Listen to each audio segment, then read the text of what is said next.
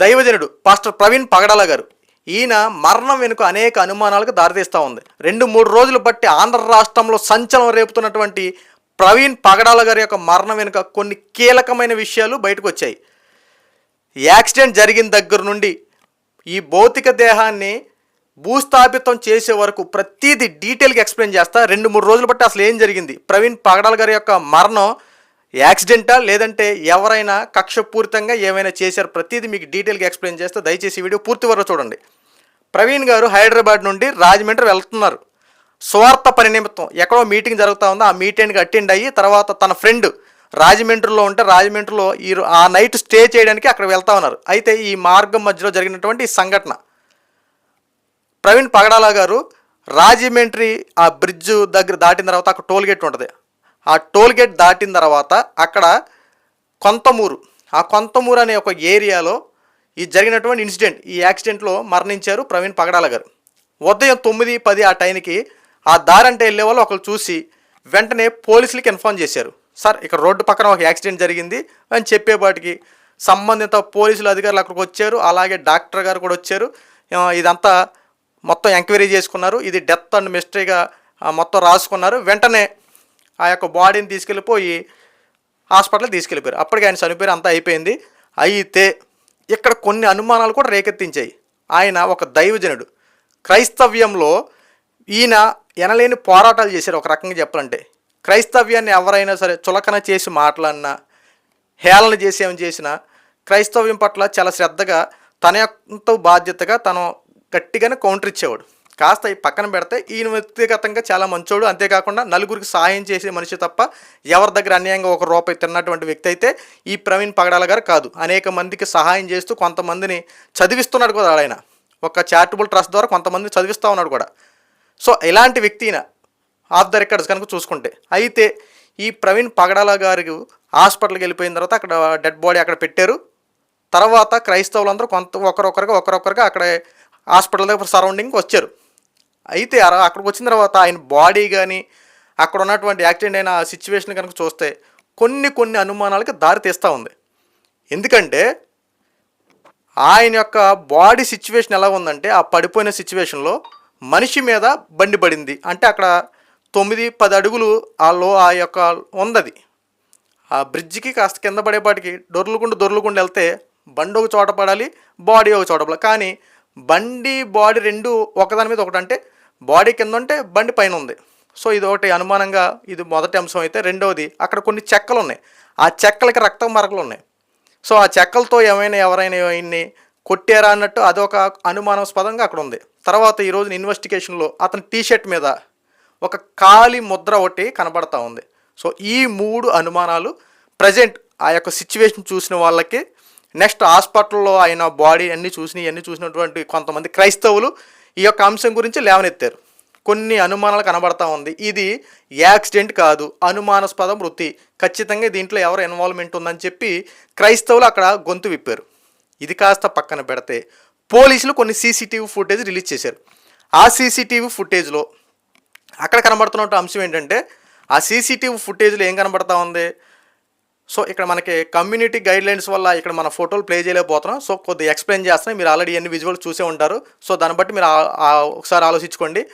ఆ యొక్క toll gate దాటే క్రమంలో ఆ ప్రవీణ్ పగడాల గారి యొక్క బుల్లెట్కి మెయిన్ లైట్, ఆ యొక్క హెడ్ లైట్ ఏదైతే ఉందో అది ఎలగట్ల, సైడ్ ఇండికేటర్ సిగ్నల్ లైట్ వెలుగుతా ఆ యొక్క రోడ్ క్రాస్ చేస్తూ వెళ్తా ఉన్నారు. సో అంతకుముందు ఆయన కాస్త కొద్దిగా జంకుతున్నట్టు అటు ఇటు కొద్దిగా ఇబ్బందికరంగా వెళ్తున్నట్టు మనకు కనబడుతుంది దృశ్యాలు. అయితే ఇందులో కొన్ని అనుమానాలు కూడా రేగుతూ ఉన్నాయి. ఒక్కవేళ ముందే ఆయన్ని ఎవరైనా ఇబ్బంది పెట్టారా, ఎవరైనా కొట్టారా, ఆయా హెడ్లైట్ని ఏమైనా ఇబ్బంది పెట్టారని చెప్పి దాని గురించి కూడా ఇన్వెస్టిగేషన్ జరుగుతూ ఉంది. అయితే పోలీసులు దీని మీద కంప్లైంట్ ఎలా ఫైల్ చేశారంటే, అనుమానాస్పద మృతి అని చెప్పి పోలీసులు కంప్లైంట్ ఫైల్ చేసుకున్నారు. తర్వాత దాని మీద ఎంక్వైరీ కూడా స్టార్ట్ చేస్తున్నారు. 2 కోణాలు దర్యాప్తు చేస్తూ ఉన్నారు. ఒకటి యాక్సిడెంట్ జరిగిందా, లేదంటే యాక్సిడెంట్గా జరిగిందా, ప్రమాదవశాత్తు జరిగిందా, లేక ఎవరైనా వాంటెడ్గా టార్గెట్ చేసి ప్రవీణ్ గారిని ఏమైనా హత్య చేశారని చెప్పి 2 కోణాలు దర్యాప్తులు చేస్తూ ఉన్నారు. అయితే ఈరోజు సీసీటీవీ ఫుటేజ్ కనుక చూస్తే, ఆ సీసీటీవీ ఫుటేజ్లో సుమారు 11:10 ఆ టైంకి ఆ యొక్క టోల్ గేట్ దాటి ఎదర రావడం, తర్వాత ఇంకొక నయారా అక్కడ పెట్రోల్ బంక్ ఉంది, ఆ పెట్రోల్ బంక్ దగ్గర ఉన్న సీసీటీవీ ఫుటేజ్లో ఆ రోడ్డు క్రాస్ చేసే క్రమంలో ఒక కారు వెళ్ళి స్పీడ్కి వెళ్ళి ఆయన డాష్ ఇవ్వడమో, లేదంటే బైక్కి హెడ్ లైట్ లేకపోవడం వల్ల సరిగ్గా కనిపించక ఏమైనా దారి తొలగి కింద పడిపోయారని చెప్పి ఈ రకంగా అక్కడ యాక్సిడెంట్లకు కనబడతా ఉంది. సో కానీ దీంట్లో అనేక రకాల అనుమానాలు కూడా ఉన్నాయి. ఎందుకంటే ప్రవీణ్ పగడాల గారిని గత వారం రోజుల క్రితం ఆయనకి థ్రెడ్డింగ్ కాల్స్ రావడం, నిన్ను చంపేస్తాం, నిన్ను విడిచిపెట్టమని చెప్పి కొన్ని కాల్స్ రావడం.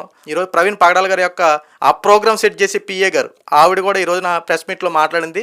ఆవిడ చెప్పిన మాటలు కూడా కన్సిడర్ చేస్తే ఆల్రెడీ సార్ నాకు చాలా సందర్భాల్లో చెప్పారు, నాకు థ్రెడ్డింగ్ అవుతుంది, నా వల్ల నీకు ఇబ్బంది అవుతుంది, నువ్వు కూడా కొంచెం జాగ్రత్తగా ఉండని చెప్పి నాకు ధైర్యం చెప్పి నన్ను కూడా జాగ్రత్తగా ఉండమని చెప్పి ఆ యొక్క ఎవరైతే ఈ ప్రవీణ్ గారు పిఏ ఉన్నారో ఆవిడ కూడా విషయాన్ని అంతా వెల్లడించారు. సో ఎటు చూసినా కాస్త అనుమానాలు కూడా రేకెత్తుతూ ఉన్నాయి. కానీ పోస్ట్ మార్టం జరిగింది. ఈ పోస్ట్ మార్టం ఎలా జరిగిందంటే లైవ్ వీడియో కూడా తీశారు.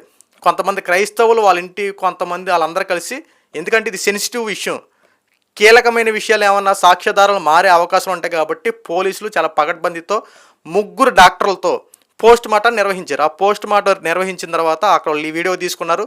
సో సంబంధిత విషయాలన్నీ చాలా జాగ్రత్తగా, సెన్సిటివ్ విషయం, ఎందుకంటే ఇది మతపరంగా ఉన్నటువంటి విషయం, ఏమైనా అవకతవకలు జరిగినాయి అంటే మత కల్లోలం జరిగే అవకాశాలు ఉన్నాయి. చాలా థ్రెడ్డింగ్ సంబంధించిన విషయాలు చాలా జాగ్రత్తగా డీప్గా ఇన్వెస్టిగేషన్ చేయాలి. ఎటువంటి అవకతవకలు జరగకూడదు కాబట్టి పూర్తి వీడియోతో సహా అక్కడ పోస్ట్ మార్టం వీడియో తీసి మొత్తం చేశారు. సో ఇది ఇలా జరిగిన విషయంలో తర్వాత ఈ పార్థిక దేహాన్ని హైదరాబాద్ తీసుకెళ్ళిపోయారు. హైదరాబాద్ చర్చిలో మొత్తం క్రైస్తవులు అందరూ వచ్చి చూశారు. ఈ రోజున భౌతిక దేహాన్ని కూడా భూస్థాపితం చేశారు. అంతా బాగానే ఉంది. అంతా అయిపోయిన తర్వాత ఈ అంశాల గురించి ప్రజల్లో ముఖ్యంగా క్రైస్తవ్యంలో కాస్త గందరగోళం నెలకొంటా ఉంది. ఎందుకంటే అనుమానాస్పద వృత్తి అని చెప్పి చాలా క్లియర్ కట్గా కనబడతా ఉంది. పోలీసులు ఇంకా దర్యాప్తుని వేగవంతం చేయాలి.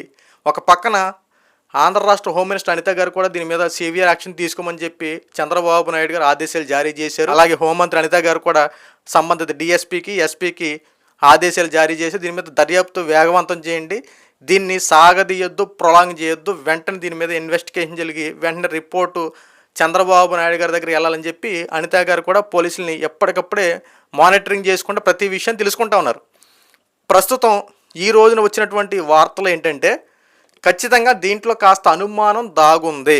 పోలీసులు కూడా కాస్త నిర్ధారించిన అంశం ఏంటంటే అనుమానం ఉంది, దీని వెనక ఏదో సంథింగ్ మిస్టరీ ఉంది, ఆ మిస్టరీని ఛేదిస్తూ ఉన్నారు. ఎందుకంటే ఆయన కాల్ డేటాను కూడా వెరిఫికేషన్ చేస్తూ ఉన్నారు. చెప్పలేం కదా, అన్ని కోణాలు దర్యాప్తు చేయాలి. ఒకవేళ ఇంట్లో వాళ్ళ దగ్గర నుంచి థ్రెడ్డింగ్ వచ్చినా, లేదంటే క్రైస్తవులు థ్రెడ్డింగ్ వచ్చినా, లేదంటే అన్య మతస్థుల దగ్గర నుంచి థ్రెడ్డింగ్ ఏమైనా ప్రతిదీ, లేదంటే అనుమానాస్పద వృత్తిగా అన్నప్పుడు అన్ని రకాల కోణాలు మొత్తం దర్యాప్తు చేస్తారు, అన్ని రకాల ఎంక్వైరీ చేస్తారు. లేదంటే యాక్సిడెంట్ అనుకో, సో ప్రమాదవశాత్తు జరిగిందా ప్రతిదీ డీటెయిల్గా ప్రతిదీ కనుక్కుంటారు. సో ఇక్కడ క్రైస్తవులు ఎవరు ఇంకా అధైర్యపడొద్దు, ఎవరు కంగారు పడొద్దు, ఎలాంటి విషయాలకి ఎలాంటి చర్యలకు పాల్పడొద్దు. ఎందుకంటే ఆ యొక్క పోస్ట్ మార్టం రిపోర్ట్ ఇంకా బయటికి రాలి సుమారు 3 రోజులు టైం పడుతుందని చెప్పారు. అంటే 28, 29 కానీ 30 కానీ రాబోవచ్చు. ఆ వచ్చినప్పుడు దీంట్లో ఈ మరణం వెనుకున్నటువంటి మిస్టరీ అంతా బయటకు వస్తుంది. కానీ ఈ మధ్యన కొంతమంది చేసే వీడియోలు కూడా మొత్తం అల్లకల్లోలం సృష్టించేలా మత కలహాలు పెట్టే రకంగా కొన్ని విభేదాలు కారణం అవుతూ ఉన్నాయి. కాబట్టి చాలామంది చాలా జాగ్రత్తగా చేయండి. విషయాలు తెలుసుకోకుండా ప్రతిదాన్ని మనం ఇబ్బందికరంగా చూసుకుంటే ఇబ్బంది కలుగుతూనే ఉంటుంది. ఎందుకంటే చట్టం ఎవరిని విడిచిపెట్టదు, ఖచ్చితంగా న్యాయమే జరుగుతుంది. ఎందుకంటే క్రైస్తవుల పట్ల ఎలా ఒక్కవేళ ఎవరైనా తప్పు చేస్తే కఠినంగా శిక్షించాలి. ఏ మతంలో వారైనా, ఏ మతకు సంబంధించిన వాళ్ళైనా సరే, మతపరంగా ఎవరైనా ఇబ్బంది కలిగితే వాళ్ళ మీద ఖచ్చితంగా సివియర్ యాక్షన్ తీసుకుంటే రేపన్న రోజున ఎవరైనా ఎలాంటి చేయాలంటే గజగజ వనకాలి. అలాంటి చట్టాలు, అలాంటి శిక్షలు వేయాలి. ఇంకొక నేను చెప్పే విషయం ఏంటంటే ఏదైనా మతాన్ని మనం గౌరవిస్తూ మన మతాన్ని స్వీకరించినప్పుడు ఆ మతంతోనే అన్య మతస్థులను కూడా మనం గౌరవించాలి. ఆ ప్రేమను వాళ్ళతో పంచాలి. నీ మతాన్ని నువ్వు గౌరవించుకొని నీ మతాన్ని నువ్వు ప్రేమించుకున్నావు అనుకో బాగానే ఉంటుంది. అలా అని చెప్పి పక్క మతస్థులను ఎవరు మనం తిట్టుకోవద్దు, ఏది చేయొద్దు. అన్ని మతాలను సమానం గౌరవించుకుందాం, అందరూ సహోదరి భావంతో ఉందో. దయచేసి ఇలాంటి కక్షపూరిత విషయాలకు జోలికి వెళ్ళొద్దు. మతం పేరుతో ఇలాంటి ప్రాణాలు తీసుకున్నంత వరకు వెళ్ళొద్దు.